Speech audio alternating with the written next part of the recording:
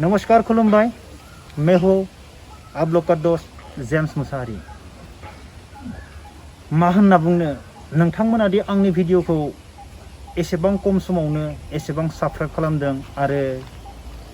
आंनि मोनफ्रोमबो भिडिअआव एसेबां लाइक हरदों कमेन्ट हरदों आं गासैखौबो नायजोबो बेनि थाखाय आंनि गोसो गोरबोनिफ्राय आरो आंनि नखरनिफ्राय नोंथांमोनखौ गासैखौबो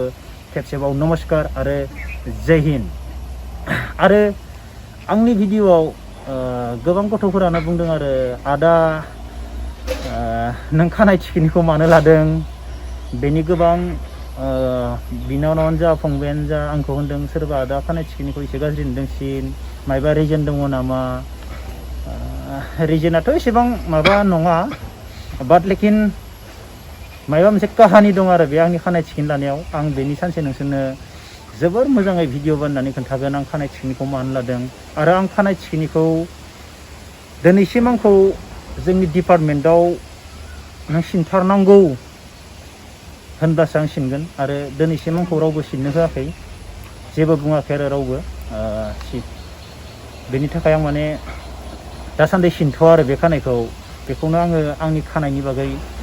नोंसोरनि सिगाङाव बुंनानै दोनथ'नाय फंबाय आरो आंनि उन्दै उन्दै फंबायमोन बिर जोहोलाव बर'नि आं सानो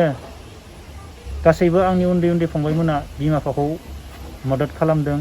न'खराव माबा मोनसे खामानि मावनानैबाबो बिमा बिफाखौ हेफाजाब होदों बिब' बिनानावखौ आं बेफोरबायदि सानो आरो बेफोरबायदिनो भिडिअ नोंसोर मोनबाय थागोन आरो नै आं दा मोनसे भिडिअ बानायनो थांगासिनो दङ नोंथांमोना आंनि बे भिडिअखौ नायलांबाय थादो जिउआव जेनै जेनैसो देरहानांगौ देरहायै देरहायै माब्लाबाबो जेननो नाङा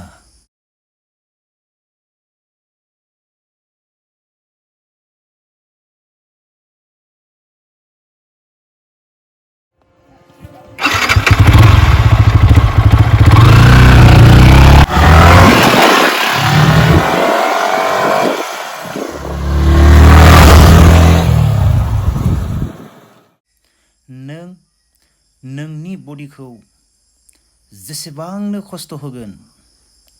नोंनि देहाया एसेबांनो मोजां जागोन।